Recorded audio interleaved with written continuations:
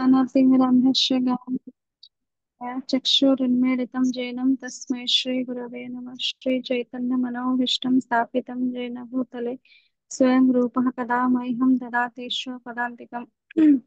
नमो विष्णुपादाय कृष्णपृष्ठाय भूतले श्रीमते भक्तिवेदान्त स्वामिने नामिने। नमस्ते सरस्वती देवी गौरवाणी प्रचारिणे निर्विशेष शून्यवादी पाश्चात्य देशतारिणे। जय श्री हे कृष्ण करुणा सिंधु दीन बंधु जगतपते गोपेश गोपिका कांता राधा कांता नमस्ते तप्त कांचन गौरांगी राधे वृंदावनेश्वरी वृषभानुसुते देवी प्रणमामि हरिप्रिय। जय श्री कृष्ण चैतन्य प्रभु नित्यानंद श्री अद्वैत गदाधर श्रीवासादि गौर भक्त वृंदा। हरे कृष्ण कृष्ण कृष्ण हरे हरे हरे राम राम राम हरे हरे। ସମସ୍ତଙ୍କୁ ସମସ୍ତ ଭକ୍ତ ମାନଙ୍କୁ ମୋର ଧନ୍ୟବାଦ ପ୍ରଣାମ। ଯୋଉମାନେ ବି ଆଜି ଏହି ସେସନରେ ଉପସ୍ଥିତ ରହିଛନ୍ତି ପ୍ରଭୁଜୀଙ୍କୁ ବି ଧନ୍ୟବାଦ। ଆମ ମାନଙ୍କୁ ଏଇ ଭଗବାନ କୃଷ୍ଣଙ୍କର ଏଇ ବାରମ୍ବାର ଏଇ ସବୁ ଲୀଳାରେ ଆ ଲୀଳା ମାଧ୍ୟମରେ ହଉ କି ଭଗବତ ଗୀତାର କ୍ଲାସ ବି ହଉ ତା ମାଧ୍ୟମରେ ଆମକୁ ପାର୍ଟିସିପେଟ କରିବାର ଗୋଟେ କହିବାର ସୁଯୋଗ ଦଉଛନ୍ତି। ତ ମୁଁ ଆଜି ଟପିକ ଟା ଚୁଜ କରିଛି ବରୁଣ କବଳରୁ ନନ୍ଦ ମହାରାଜଙ୍କର ଉଦ୍ଧାର। ତାର ଏଇ ଯୋଉ ଲୀଳାଟା ଠିକ ଗୋବର୍ଦ୍ଧନ ପୂଜା ପରେ ପରେ ଏଟା ଏଇ ଲୀଳାଟା ସମ୍ପାଦିତ ହୋଇଛି। ତ ଗୋବର୍ଦ୍ଧନ ପୂଜା ସରିଛି ଠିକ ଗୋବର୍ଦ୍ଧନ ପୂଜା ପରେ ଇନ୍ଦ୍ର ଦେବତା କଣ କରୁଛି ଅମାବାସ୍ୟା ତିଥିରେ କାର୍ତ୍ତିକ ମାସର ଅମାବାସ୍ୟା ତିଥିରେ ଗୋବର୍ଦ୍ଧନ ପୂଜା ହେଇଛି। ଆଉ ସେଟା ସରିଗଲା ପରେ ଇନ୍ଦ୍ର ଦେବତା ତ ରାଗିକିନା ଥିଲେ। ରାଗିକିନା ଯେତେବେଳେ ଥିଲେ ସେ ପୁରା ମୁଷଳ ଧାରାରେ ବର୍ଷା କରିଛନ୍ତି ବ୍ରଜଭୂମିରେ।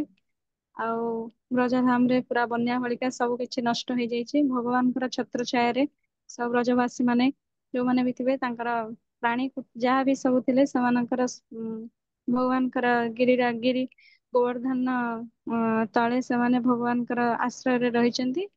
ତ ସେଇଟା ଯେତେବେଳେ ଏଇଭଳି ଭାବରେ ସମୟ ବିତିଗଲା ପରେ ଯେତେବେଳେ ଆ ଇନ୍ଦ୍ର ଦେବତା ମଧ୍ୟ କଣ ହାର ମାନିଛନ୍ତି ଭଗବାନ କିଭଳି ଭାବରେ ବ୍ରଜବାସୀ ମାନଙ୍କୁ ସୁରକ୍ଷା ଦେଇଛନ୍ତି ସେ ଅନୁଭବ କଲା ପରେ ସେ ମଧ୍ୟ କଣ କରିଛନ୍ତି ପ୍ରାର୍ଥନା କରିଛନ୍ତି। ସେଇଭଳି ଭାବରେ ଶୁକ୍ଳ ପକ୍ଷର ଯେତେବେଳେ ନବମୀ ଦଶମୀ ଦିନ ହେଇଯାଇଛି ତ ସବୁ ସମସ୍ୟାର ସମାଧାନ ହେଇଯାଇଛି ବ୍ରଜଭୂମିରେ।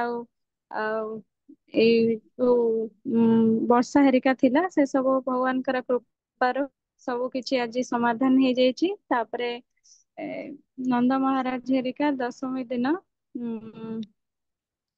ପ୍ରିପେୟାର ହଉଛନ୍ତି ଯେ ତା ପରଦିନ ଏକାଦଶୀ ବ୍ରତର ଅନୁଷ୍ଠାନ କରିଛନ୍ତି। ସମସ୍ତ ବ୍ରଜବାସୀ ମାନେ ଭଗବାନ ବିଷ୍ଣୁଙ୍କର ପ୍ରୀତ୍ୟାର୍ଥେ ଏକାଦଶୀ ବ୍ରତର ଅନୁଷ୍ଠାନ କରିଛନ୍ତି। ଏକାଦଶୀ ପରଦିନ ନନ୍ଦ ମହାରାଜ କଣ କରୁଛନ୍ତି ନା ଆ ତାଙ୍କର ଯୋଉ ବ୍ରାହ୍ମ ମୁହୂର୍ତ୍ତରୁ ସ୍ନାନ କରିବା ପାଇଁ ଯେତେବେଳେ ଯମୁନା ନଦୀକୁ ଯାଇଛନ୍ତି ତାଙ୍କର ସାଥୀ ମାନଙ୍କ ସହିତ ତ ଯମୁନାରେ ବହୁତ ସେ ଯୋଉ ମୁହୂର୍ତ୍ତରେ ଯାଇଛନ୍ତି ସେଟା ଜ୍ୟୋତିଷ ଆ ନା ସେ ଆଗ ଯାଇଛନ୍ତି ଯେତେବେଳେ ଯମୁନା ନଦୀରେ ସ୍ନାନ କରୁଛନ୍ତି ତ ତାଙ୍କୁ କଣ କରୁଛନ୍ତି ନା ବରୁଣ ଦେବତା ତାଙ୍କର ଭୃତ୍ୟ ମାନଙ୍କୁ ଆଦେଶ ଦେଇଛନ୍ତି ଯେ ଆପଣ ଯାଇକିନା ନନ୍ଦ ମହାରାଜଙ୍କୁ ବନ୍ଦୀ କରନ୍ତୁ। ନନ୍ଦ ମହାରାଜଙ୍କୁ ବନ୍ଦୀ କରି ଆଣନ୍ତୁ। ତ ତା ପଛରେ କାରଣ କଣ ଥିଲା ନା ସେଇ ଯୋଉ ସମୟରେ ନନ୍ଦ ମହାରାଜ ଉପସ୍ଥିତ ରହିଛନ୍ତି ସେଇଟା ଗୋଟେ ଅମଙ୍ଗଳ ମୁହୂର୍ତ୍ତ ଥିଲା ଜ୍ୟୋତିଷ ଗଣନା ଅନୁସାରେ ସେଟା ଗୋଟେ କାଳ ବେଳା ଥିଲା। ଆଉ ସେଥିପାଇଁ ସେ ତାଙ୍କ ଭୃତ୍ୟ ମାନଙ୍କୁ ଉପଦେଶ ଦେଇଛନ୍ତି ଯେ ନନ୍ଦ ମହାରାଜଙ୍କୁ ନେଇ ଆସିବା ପାଇଁ ମାନେ ବନ୍ଦୀ କରି ଆଣିବା ପାଇଁ ତାଙ୍କ ଇଏକୁ ପରେ ଆମେ ଜାଣିବା ଯେ ବାସ୍ତବରେ ବରୁଣ ଦେବତା ଜାଣିଥିଲେ ନନ୍ଦ ମହାରାଜ ଭଗବାନଙ୍କର ଶୁଦ୍ଧ ଭକ୍ତ। କିନ୍ତୁ ସେ ବାସ୍ତବରେ ଭଗବାନ କୃଷ୍ଣଙ୍କର ଦର୍ଶନ କରିବା ପାଇଁ ଆଉ ତାଙ୍କର କୃପା ଲାଭ କରିବା ପାଇଁ ହିଁ ନନ୍ଦ ମହାରାଜଙ୍କୁ ନେଇ ଆସିଥିଲେ। ଶୁଣିବା ତ ନନ୍ଦ ମହାରାଜ ଯେତେବେଳେ ଏଇ ବରୁଣ ଦେବତା ନେଇ ଯାଇଛନ୍ତି ତ ତାଙ୍କର ଯୋଉମାନେ ହ୍ରଦ ଯମୁନା ନଦୀର କୂଳରେ ଯୋଉମାନେ ତାଙ୍କର ସାଥୀ ମାନେ ବ୍ରଜବାସୀ ମାନେ ଥିଲେ ଯୋଉ ନନ୍ଦ ମହାରାଜଙ୍କ ବୟସ୍କର ଯୋଉମାନେ ଥିଲେ ଗୋପାଳ ମାନେ ସେ କଣ କରିଛନ୍ତି ନା ସେମାନେ ଚିତ୍କାର କରିଛନ୍ତି ଜୋର ସେ ବ୍ରଜବାସୀ ମାନେ ଭଗବାନଙ୍କର ପ୍ରଭୁପାଦ ଦେଖିଛନ୍ତି ସେମାନେ ଶୁଦ୍ଧ ଭକ୍ତ ସମସ୍ତେ ତ ସେମାନେ ଯେତେବେଳେ କୌଣସି ବି ବିପଦରେ ପଡନ୍ତି ତାଙ୍କର ମୁହଁରେ ତାଙ୍କର ଅତି ପ୍ରିୟର କୃଷ୍ଣ ଆଉ ବଳରାମଙ୍କ ନାଁ ହିଁ ଆଗ ବାହାରେ। ତ ସେ ଆଉ କୃଷ୍ଣ ବଳରାମଙ୍କୁ ଜୋରସେ ଚିତ୍କାର କରିକିନା ଡାକିଛନ୍ତି।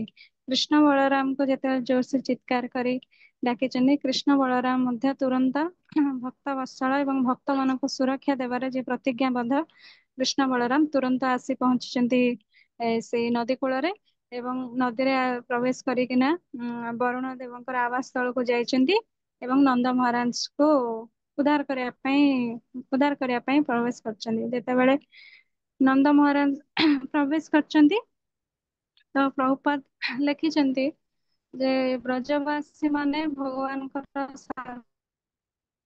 ଶୁଦ୍ଧ ଭକ୍ତ କହିଲେ ଯେମିତି ଗୋଟେ ଛୋଟ ଆମର ଗୋଟେ ଛୋଟ ଛୁଆ ମାନେ ଥାଆନ୍ତି, ସେମାନେ ଯେମିତି ତାଙ୍କର ପିତା ମାତାଙ୍କ ଉପରେ ପୂର୍ଣ୍ଣ ରୂପରେ ନିର୍ଭରଶୀଳ ଥାଆନ୍ତି, ପିତା ମାତା ହିଁ ତାଙ୍କର ପୂର୍ଣ୍ଣ ଆଶ୍ରୟର ସ୍ଥଳ ହେଇଥାନ୍ତି। ସେମିତି ଶୁଦ୍ଧ ଭକ୍ତ ମାନେ ଭଗବାନ କୃଷ୍ଣ ହିଁ ସେମାନଙ୍କର ଏକାନ୍ତ ଆଶ୍ରୟ। ତାଙ୍କ ଛଡା ତାଙ୍କର ଅନ୍ୟତ୍ର ତାଙ୍କର କୋଉଠି ବି ମତି ନଥାଏ। ସେମାନେ ବିପଦରେ ହୁଅନ୍ତୁ ବା ଆପଦରେ ଥାଆନ୍ତୁ, ସୁଖରେ ଦୁଃଖରେ ସବୁଥିରେ ସେମାନେ ଭଗବାନ କୃଷ୍ଣଙ୍କର ହିଁ ଆଶ୍ରୟରେ ଥାଆନ୍ତି। ସେଥିପାଇଁ ଭଗବାନ ମଧ୍ୟ ଭଗବତ ଗୀତାରେ ଯେମିତି କହିଛନ୍ତି ଯେ ସେ ତାଙ୍କର ଏଇଭଳି ଶୁଦ୍ଧ ଭକ୍ତ ମାନଙ୍କ ପ୍ରତି ମାନେ ତାଙ୍କର ରକ୍ଷା କରିବା ପାଇଁ ହିଁ ଭଗବାନ ସବୁବେଳେ ପ୍ରତିଜ୍ଞାବଦ୍ଧ ଆଉ ତାଙ୍କୁ ବହୁତ ପ୍ରିୟ ବି। ତ ଭଗବାନ ଯେତେବେଳେ ନନ୍ଦ ମହାରାଜଙ୍କୁ ବରୁଣ ଦେବତାଙ୍କ ପାଖରେ ପହଞ୍ଚନ୍ତି, ବରୁଣ ଦେବତା ଯେତେବେଳେ ଭଗବାନଙ୍କୁ ଦର୍ଶନ କରିଛନ୍ତି ସାମ୍ନାରେ, ସେ ବହୁତ ଖୁସି ହୋଇଛନ୍ତି ଏବଂ ଭଗବାନଙ୍କୁ କହିଛନ୍ତି ହେ କୃଷ୍ଣ ବଳରାମଙ୍କୁ ନିଜର ପ୍ରାର୍ଥନା ଶୁଣାଇଛନ୍ତି। ତ ସେ ପ୍ରାର୍ଥନାରେ ନିଜେ କହୁଛନ୍ତି, ହେ ପରମ ପ୍ରିୟ ପ୍ରଭୁ, ମୁଁ ଆପଣଙ୍କୁ ମୋର ଭକ୍ତିପୂତ ପ୍ରଣାମ ଜଣାଉଛି। ଆପଣଙ୍କର ବାସ୍ତବରେ ଏହି ସମୟରେ ଯୋଉ ଉପସ୍ଥିତି, ମୋର ଯୋଉ ମୋର ଯୋଉ ଭୌତିକ ଚେତନା ଅଛି, ଭୌତିକ ଦୃଷ୍ଟିକୋଣ ଅଛି, ତାକୁ ବାସ୍ତବରେ ପରାହତ ଏଇଟା କରୁଛି।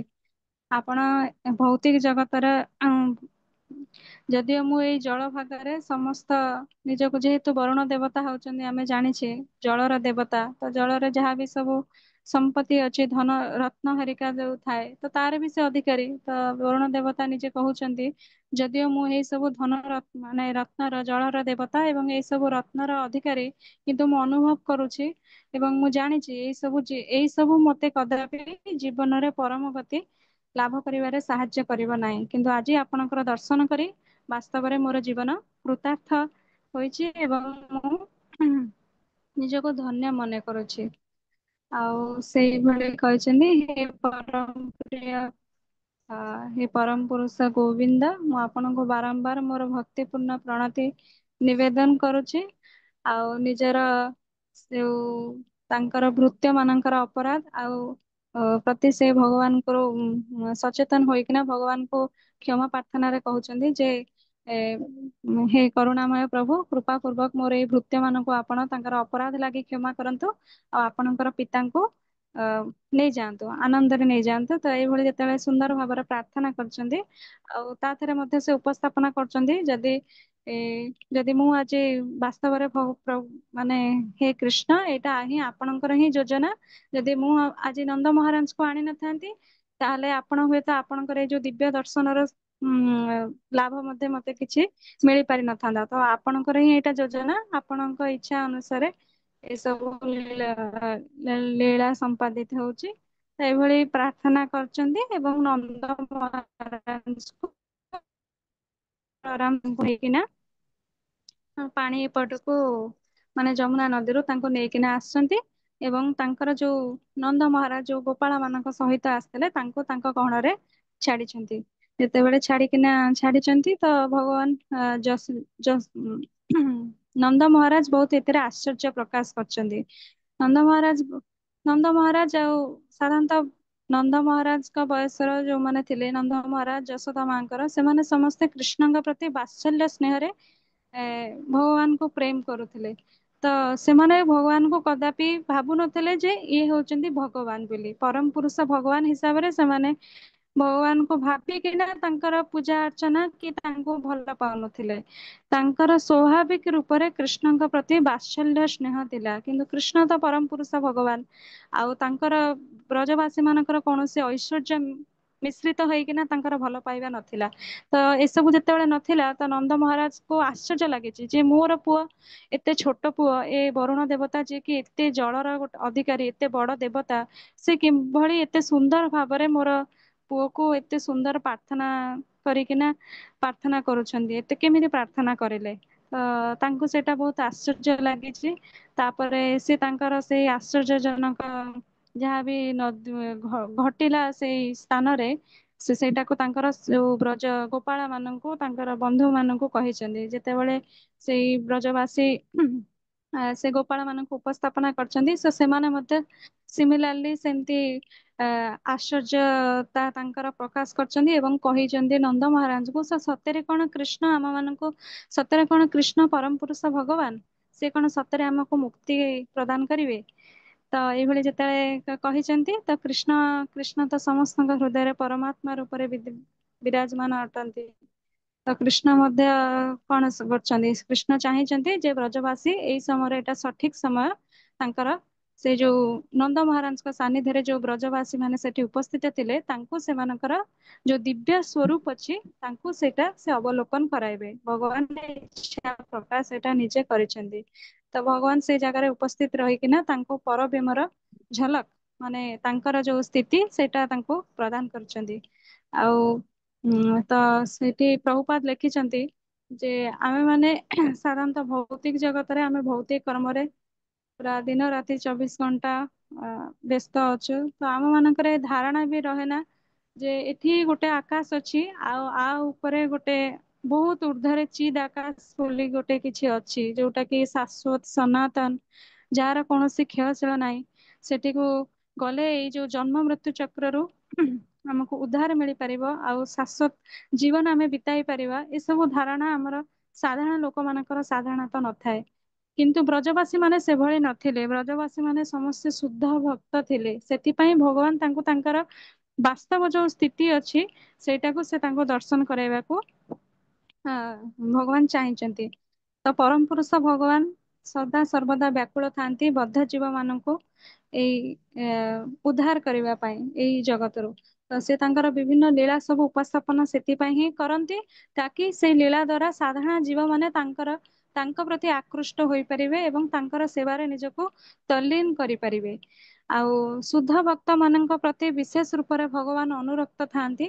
ଏଇଟା ବହୁତ ନ୍ୟାଚୁରାଲ ବି, ଯେମିତି କାହିଁକି ନା ସେମାନେ ପୂର୍ଣ୍ଣ ପ୍ରାଣରେ ଯେହେତୁ ଭଗବାନଙ୍କର ଶରଣାଗତ, ସେଥିପାଇଁ ଭଗବାନ ସେମାନଙ୍କ ପ୍ରତି ତାଙ୍କର ସ୍ପେସିଫିକ ତାଙ୍କର ଯୋଉ କରୁଣା ଥାଏ, ସେଟା ଶୁଦ୍ଧ ଭକ୍ତ ମାନଙ୍କ ପ୍ରତି ଥାଏ।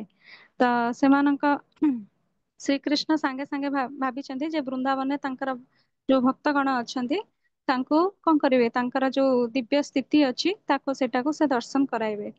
ତ ସେଇ ପରବ୍ୟୋମ ବେଶରେ ବର୍ଣ୍ଣନା କରାଯାଇଛି। ସେ ପରବ୍ୟୋମରେ ପ୍ରବେଶ କରିବାର ଆ ଯୋଗ୍ୟତା କଣ ଥାଏ, ଶୁଦ୍ଧ ଭକ୍ତି ମାଧ୍ୟମରେ କିଭଳି ସେଠି ପ୍ରବେଶ କରାଯାଇ ପାରିବ। ପ୍ରଭୁପାଦ ଲେଖିଛନ୍ତି କଣ ସେ ସେଠି କଣ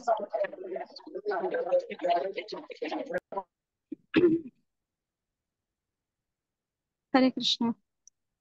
ତ ତ ଆମେ ମାନେ ଯେତେବେଳେ ଭୌତିକ ଜଗତରେ ରହୁଛେ, ଆମେ ମାନେ ଏଇ ଚେତନାରେ ରହୁଛେ ଯେ ଆମେ ମାନେ ଏଇ ଭୌତିକ ଚେତନାର ପ୍ରଭାବରେ, ମାନେ ଅଜ୍ଞତା ଯୋଗୁ ଭାବୁଛେ ହିଁ ଆମେ ଏଇ ଶରୀର।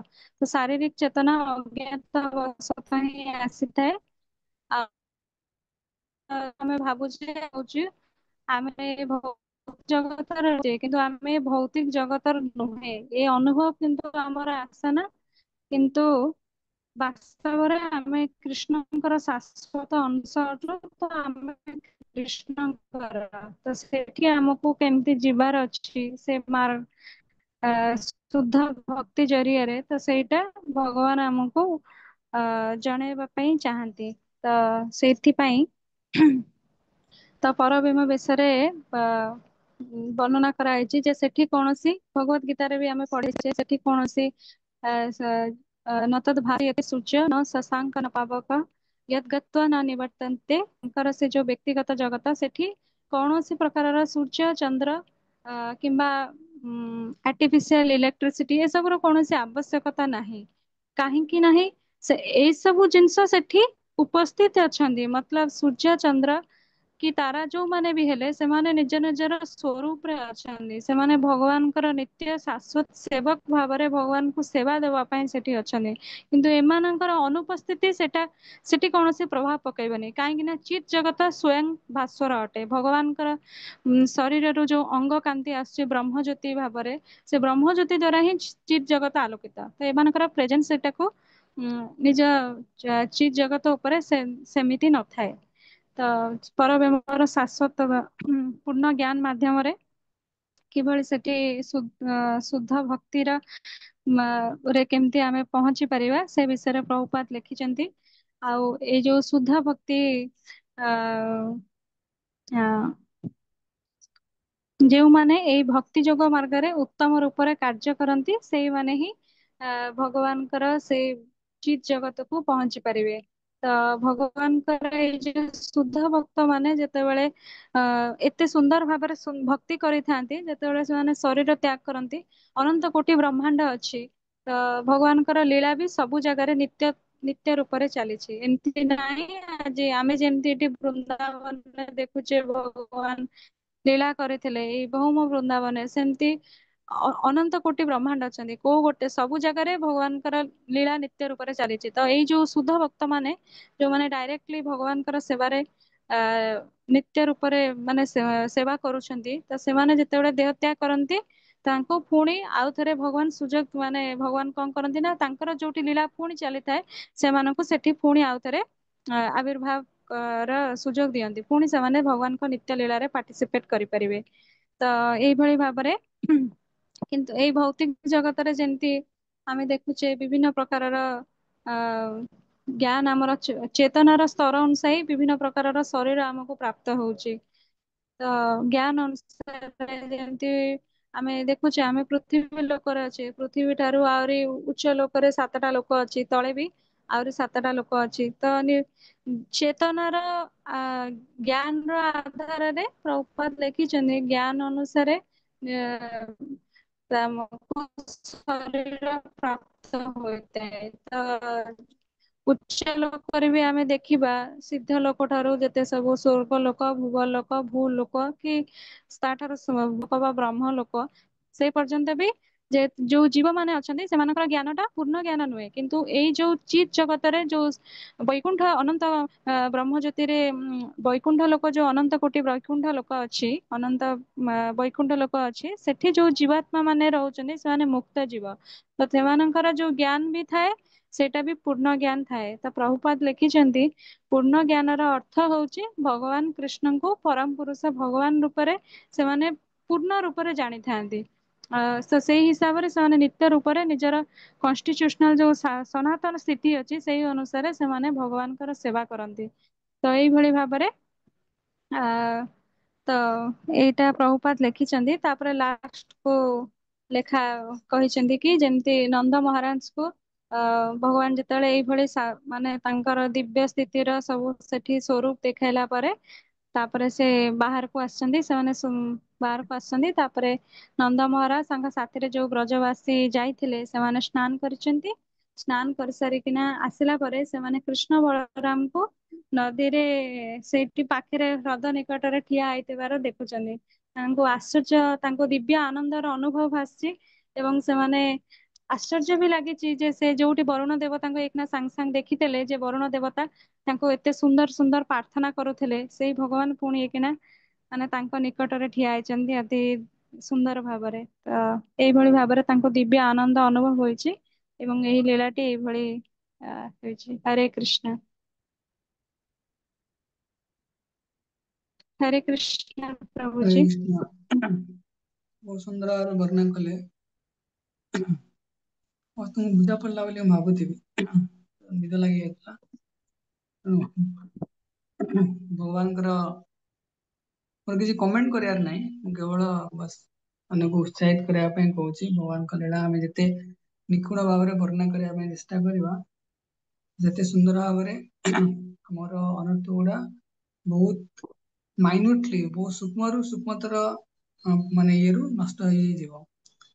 ମୁଁ ପଚାରିବା ପାଇଁ ଚାହୁଁଥିଲି, ମାତାଜୀ ଆପଣ ବହି ଦେଖିକି କହୁଥିଲେ କି?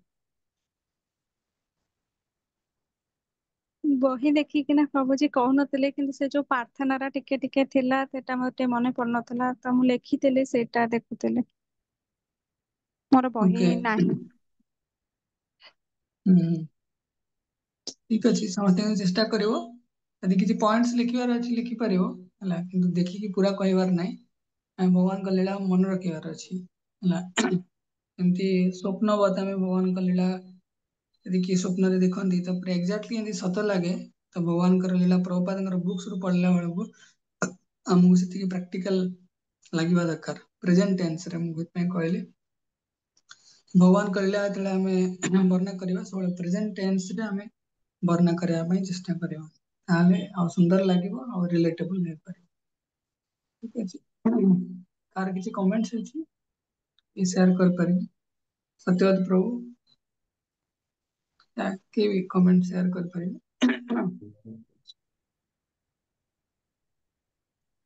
ମାନେ ବହୁତ ପୂର୍ବରୁ ଛାଡ଼ିଦେଲେ ଆଉ 7 ମିନିଟ ଥିଲା ହେଲା। ଆମେ 7 ମିନିଟ ନବାନି, ଯେ କେହି କିଛି କମେଣ୍ଟ ସେୟାର କରିବେ ଆମେ ଶୁଣିବା। ସେସନକୁ ବିରାମ ଦେବା। କାଲି ପୁଣି କାହାର ଅଛି ଦେଖିବାକୁ ପଡିବ। ପ୍ରଭୁଜୀ ଦାମୋଦର ଲୀଳା ଭାବୁଥିଲି ସମସ୍ତେ ମାତାଜୀ ମାନେ ପ୍ରଭୁଜୀ ହେରିକା ମାତାଜୀ ମାନେ କହିସାରିଲେ ଲାଷ୍ଟ ଇଏରେ ମୋର ରଖିବାର। ନାମ ଦେଲା ବହୁତ ଟାଇମ ଲାଗିବ ହେଲା। ଯେହେତୁ ମନ୍ଦିରରେ ଟିକେ ସେସନ ଅଛି ତ ମୁଁ ଯିବି ହେରି, ନୋ ଡାଉଟ ମୁଁ ପ୍ରଭୁଜୀ ଭାବିଲି ଆଜି ପ୍ରଭୁଜୀ ଆଜି ନୁହେଁ, ଯୋଉ ସମସ୍ତଙ୍କର ଯୋଉ ଟାଇମିଂ ପୁରା ହେଇସାରିଛି ଡେଟ୍ ହୁଁ, ତାପରେ ତ 2 ଜଣ ଲେଖାଏଁ ହବନି ବୋଲି ମୁଁ ଭାବିଲି, କାହିଁକି ନା ଭକ୍ତ ସଂଖ୍ୟା 30-33 ରୁ କ୍ରସ୍ କରିକି 40 ପାଖାପାଖି ହେଇସାରିଲାଣି। ତେଣୁ ତିନି ଜଣ ଲେଖା କରିବାକୁ ପଡିବ ବୋଲି ମୁଁ ଭାବୁଛି। ଆଉ ଦେଖାଯାଉ କେତେ ଦୂର ସମ୍ଭବ। ଠିକ ଅଛି, ବହୁତ ସୁନ୍ଦର ଭାବରେ ବର୍ଣ୍ଣନା କଲେ ମାତାଜୀ ଆଉ ପ୍ରଭୁଜୀ। ଆମେ ବି ଚେଷ୍ଟା କରିବା ଦରକାର ଆମେ ସେଇ ଅନୁସାରେ ତାପରେ ଆହୁରି ତାଠାରୁ ଅଧିକ ନିଖୁଣ ଭାବରେ ଭଗବାନଙ୍କ ଲୀଳା ବର୍ଣ୍ଣନା କରିପାରିବା। କେହି କେବେ ଭାବିବନି କି ମୂଲ୍ୟ ଟା କମ୍ପ୍ଲିଟ କରିବାର ଅଛି ହେଲା। ଧର ଗୋଟେ ଅଛି ଆଶ୍ଚର୍ଯ୍ୟଜନକ କୃଷ୍ଣ, 40 ନା 42 ପେଜ, ଆମେ କଣ ଅଧଘଣ୍ଟାରେ ସାରିପାରିବା କି? ସାରିପାରିବା।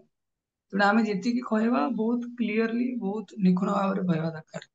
ପ୍ରପାତ ଏଇଟା ବହୁତ ସୁନ୍ଦର ଭାବରେ କହନ୍ତି। ତେଣୁ ସେଥିପାଇଁ ଆମେ ନିଜେ ପ୍ରସ୍ତୁତ ହବା। ଯାହା ପାଖରେ ବୁକ୍ ନାହିଁ ମତେ ଖାଲି ଟିକେ ହରେ କୃଷ୍ଣ ଲେଖି ପଠେଇଦବ। ମୁଁ ତାଙ୍କର ସେ ଟପିକ ଦେଖିକି ତାଙ୍କୁ ବୁକ୍ ମେସେଜ କରିଦେବି। ଠିକ ଅଛି, ଆମେ ଏଇଠି ବିରାମ ଦବା। ସମସ୍ତଙ୍କୁ ପୁନଃ ଧନ୍ୟବାଦ। ग्रंथराज श्रीमद् भागवतम की जय। जगत गुरु श्रील प्रभुपाद की जय। उपस्थित समस्त गौर भक्त वृंद की जय। निताय गौर प्रेमानंद। हरि हरि बोल। हरे कृष्ण।